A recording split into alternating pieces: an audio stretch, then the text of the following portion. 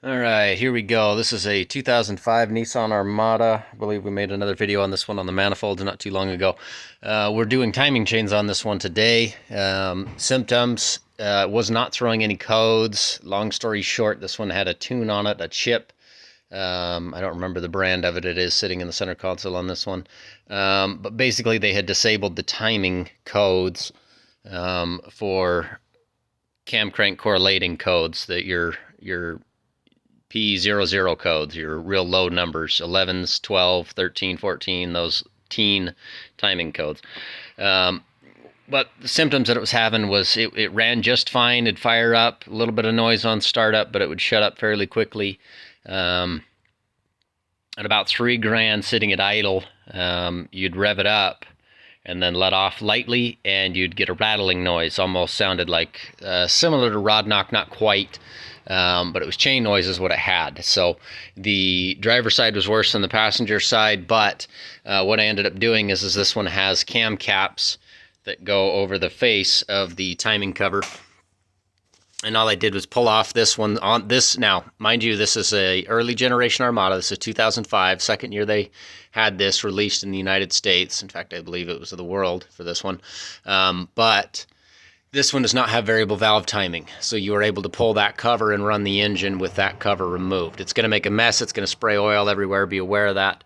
But with that cover removed, I was able to see the tensioner. And I had play here, and I had a ton of play here on the back side.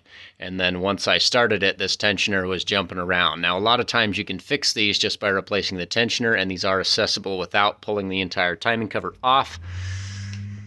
However, after seeing the looseness in the chain and the wear on the sprockets, I decided to do an entire timing chain setup. Now, the original factory guides, this is all the new stuff on it now. This is SA gear. And I will update you, let you guys know how these hold up and how well these work. And if these end up having issues, I will post a follow-up video. But this is SA Gear is the brand. It came in an Engine Pro box, which all parts are really just repackaged and rebranded and sold at different levels. But anyways,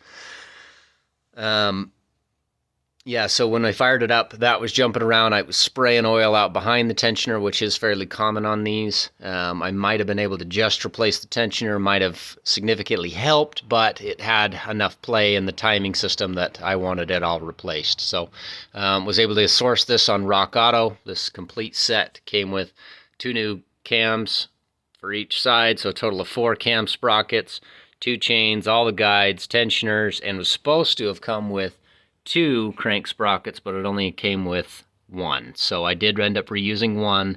There should have been 2 in the case. Tried to have Rock Auto send me another one because they were missing, and they said, well, it's out of stock, and we can't do that. So we can refund the price of the crank sprocket, and yeah, just an absolute joke. However, the crank sprockets usually don't wear out as bad. They tend to have a lot of a good oil bath on them, so they don't seem to eat off as bad. So we are reusing one of the crank gears. But a couple things you need to know if you're looking to do this. The biggest thing is cleanliness. If you are doing chains, make sure you clean all the silicone off before you put the new chains on it. So if you want to pull the old chains off and have it sitting here and then clean it up, I recommend using a wire wheel on a low-speed drill to clean off the mating surface, and the reason for that is it will lightly scratch and gouge this surface, and we want that for the silicone for the reseal. The Armadas and Titans all the way up, I think I've done them on as late as a 2021, 2020 Titans, Armadas. They leak. It's a very, very common issue. I did a lot of these under warranty for Nissan, just timing cover reseals, not necessarily chains. Realistically, the chains almost should outlive the vehicle if you've maintained your oil changes. If you pull the chains off, it should look like this, nice and clean and shiny, not this. So if you see this, this means that this thing has missed a significant amount of oil changes. It should not have this burnt carbon all over it. And then you'll also see it on the inside when you pull the cam caps. You'll see it on the inside of those. And I've already got all those cleaned up. This engine is somewhat of a trick to time. It is recommended there is a dowel pin and a timing mark on the sprocket or on the harmonic balancer that you need to line up. Biggest thing there is you line it up with the pin on the outside before you pull the timing off, and then once the timing cover's pulled off, and if your crank moves or any of your gears move, they're fairly simple, but you have to know where you're looking. So the crankshaft, the snout, the keyway should be pointed directly between these two gears. And it's more of a relative thing. So long as it's somewhere close, it's going to work for you.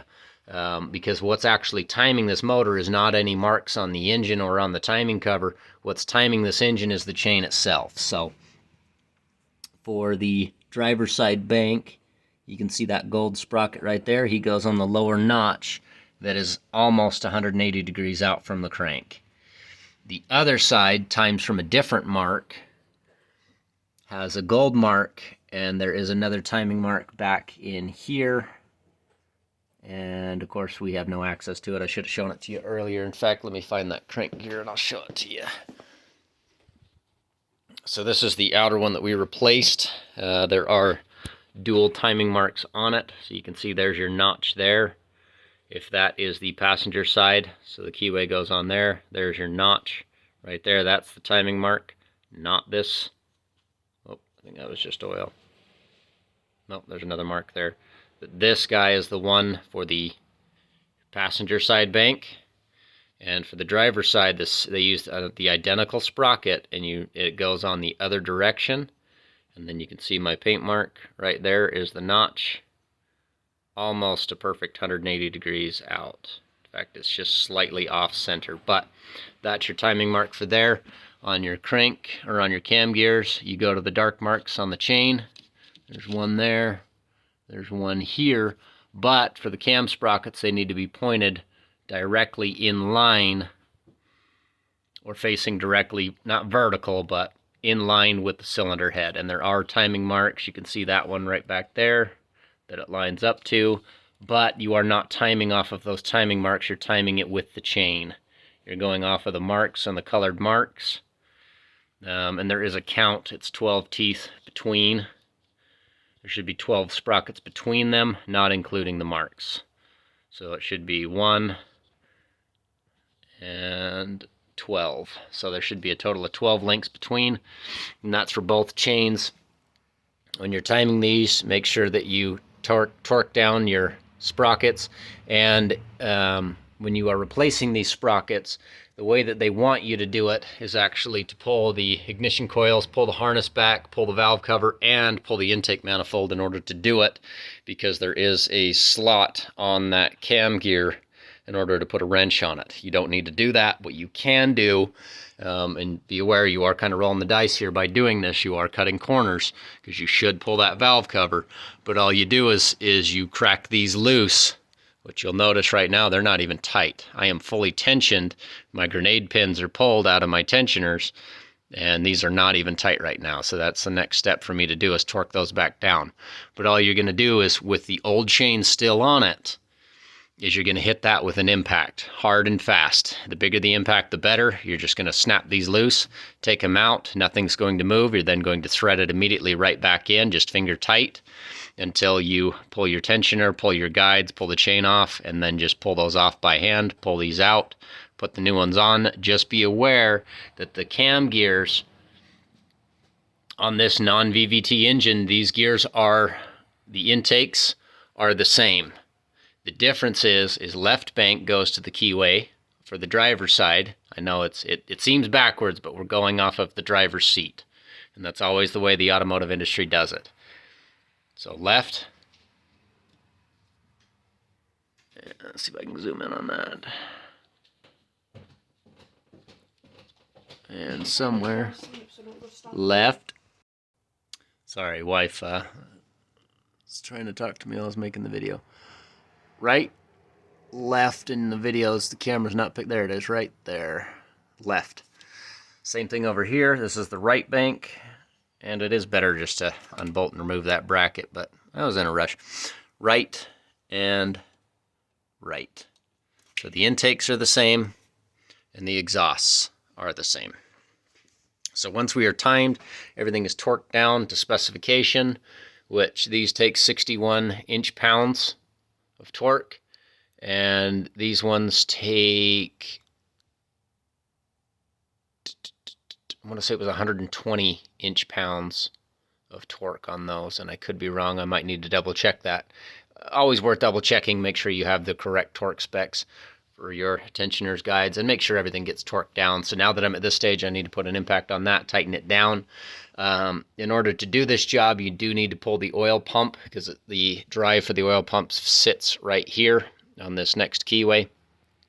And then the lower oil pan and upper oil pan have to come off in order to do it correctly. Now, you might be able to cheat it. The problem is that there are O-rings, and I'll show you those here in a second, on the upper oil pan that go to the timing cover and the oil pump, that need to be correctly aligned. And if you try to cheat it, try to snake that pump in there, a lot of times you'll push that O-ring out of place, and then you'll go to fire it up. You're not going to have oil pressure, and you risk damaging the engine. So pulling that oil pan is hypercritical.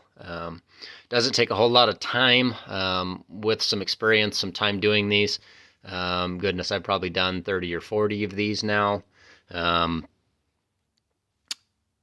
But you should be able to do it in a reasonable amount of time. The flat rate on this is about 20 flat rate hours, and for your first few, it's going to take you at minimum 20, if not 30 hours, just depending on how quick you can work and the tools at your disposal. The easiest way to do it is to leave the front bumper on. On a lot of these early gen Armadas, sometimes it's better to pull them all the way out. You need to pull the headlights, the grille, and then you can pull the entire header panel. You have a number of hoses. This one is for the trans cooler that need to be disconnected up inside of the grill. These are for the power steering cooler that need to be disconnected. And you can see I've repurposed some old spark plugs to plug off my power steering lines, my trans cooler lines, and my coolant lines, or trans cooler and engine coolant oil cooler lines. Sorry, too many interruptions today.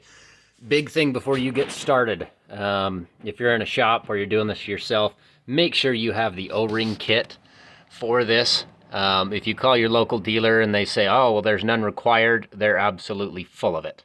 These are hyper critical.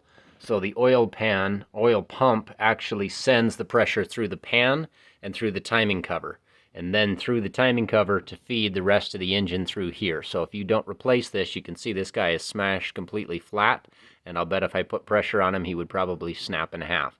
But make sure you have the O-ring. So this one, where it does not have the variable valve timing, there's only one O-ring for the timing cover to the block, right there. On the variable valve timing, they will have O-rings for the oil control solenoid, one on the block and one also going to the cam gear itself. There will also be 3 little shim style, or I don't even know how to correctly, diagonally cut seals that go onto the timing cover itself, onto the cam cap. Make sure you have every one of those O-rings though. If you call your local dealer and they say they're not applicable, not available, they're full of it, call another dealership or source them from another source. You try to get them from O'Reilly or AutoZone, they're going to laugh at you. They do not stock. They don't even try to sell these type of O-rings because they're so hard to match up, so hard to keep track of them. There's so many different ones for different manufacturers that they don't even attempt it. And trying to use a universal one, it's not going to work. It's not going to seal. It's going to cause low pressure issues. And if you don't destroy the motor, you're going to be tearing back down to this point. And trust me, you don't want to do that because it's about 20 hours to get to this point. AC compressor needs to come off the side. You need to evacuate the AC system. I'm going to start showing you different parts. Differential comes out the bottom. Unbolt the axles, unbolt the drive shaft from it. And then you have 1, 2, 3 bolts and a vent. And then that thing drops right out. If you're a bigger guy than me, you might be able to bench press him up into place and pull him out by hand. There's not a ton of weight on this thing, not super heavy. Really good units though. This is a Dana. Front differential, very rarely do I ever see these go bad on these Titans, very Titans or Armadas. Now to the oil pan. These are the old cam gears and chains. They are stretched, so if you hold it up on your finger and compare it to the new one, This one was about a complete link longer. The other one wasn't as bad, but if I'm going in, I'm doing it all. I'm not gonna have to go back in here to replace another component. I'm gonna do it all. But the problem is you get wear here on the edge of these. You can see where the teeth of the chain have cut into that. And I don't care about cleanliness. This is all gonna get thrown away anyways. Oil pan. So this is where your 3 O-rings are for this early gen, but you have one here, and this is why you have to pull that oil pan, is because that one goes to the timing cover, that goes to the oil pump, and that one goes to the oil pump. So there's at least 3 in the pan on this non-variable valve timing. The variable valve timing might have more. It's been long enough since I've done one of these that I don't recall. But you need to clean up this surface, this channel here. Best tool for that is a pick tool, and then you literally just run it in there along the edges and scrape out all that silicone. But this needs to be cleaned up. I also recommend wire wheeling this out as well. But you can also see the sludge and carbon that's in this, and this is what the inside of the timing cover did look like. Not a big deal if you leave that behind, but if you see this kind of stuff, you know that this thing has missed a significant amount of oil changes throughout its life, or went a very, very long time between oil changes. Now the timing cover I've already cleaned up. This is one of the cam caps. This is for the passenger side, but these can be pulled off on this engine and started up. The silicone on, same thing, silicone channel right there, that needs to be cleaned out.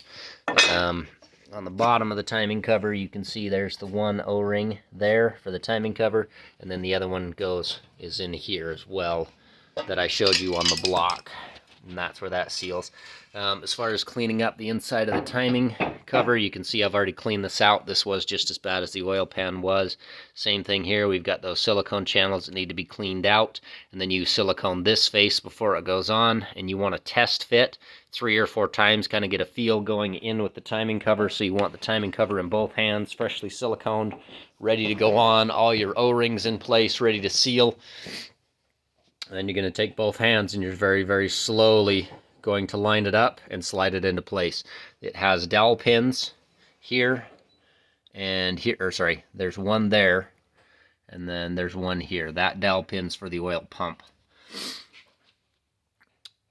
But because of those dowel pins on the timing cover, you can, I did see a technician when I was working for Nissan actually removed those and was able to snake it in there. I don't recommend that. I recommend pulling the pan and doing the job properly.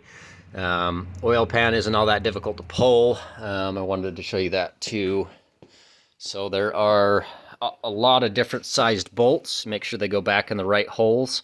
But there are 2 10-millimeter bolts here in the back that get accessed through 2 holes here. There should be rubber plugs in place unless somebody's already removed them. But a long extension and pull those out. Those are 2 10 mils.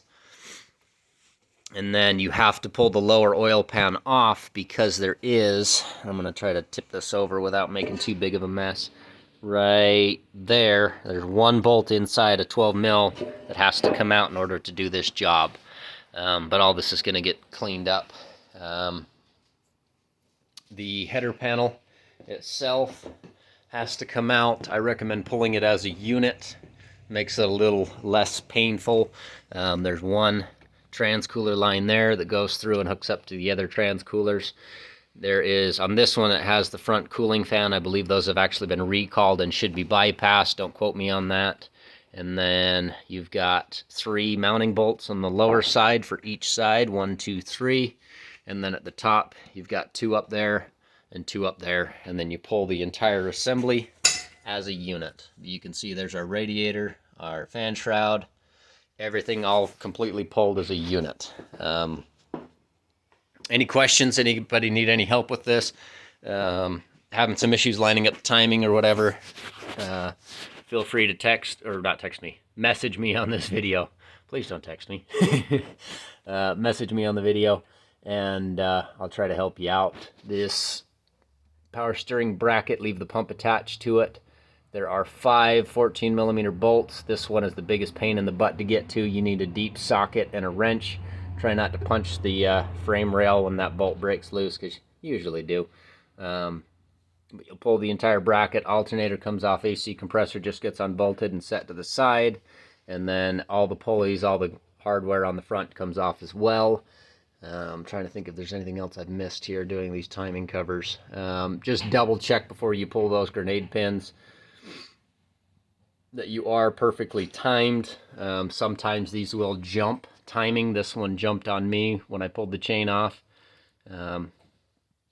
It ended up jumping on me and rotated too far that way. So what I did is I pulled this gear back off because it was just, again, finger tight. Put the gear on it, wrap the chain around it, grab the chain with a pair of Knipex Cobras, pair of pliers, and then actually rotated it back into place. If it does skip too far, it's not going to hurt anything with just the spring pressure of the cams. Even if one of the valves does touch a piston, there's not enough pressure to bend the valve. So long as you don't put a wrench on that and try and turn it a full 360, then all bets are off. That's on you. But if it jumps time, and this is on really any engine, if it does jump time one way or the other, you can rotate it back into position. It will not damage the valves because it's such a light pressure from just the spring pressure on the other valves pushing up, pushing down on that valve that's touching the piston. It's not going to hurt anything. Just rotate it back into place. Make sure, because this is what times the motor, not the timing marks. Sorry, air compressor decided he needed to go off as well. Every interruption on the book. Again, any issues, any problems, recommendations, shoot me a message. I'll try to help you out. Have a great one, you guys.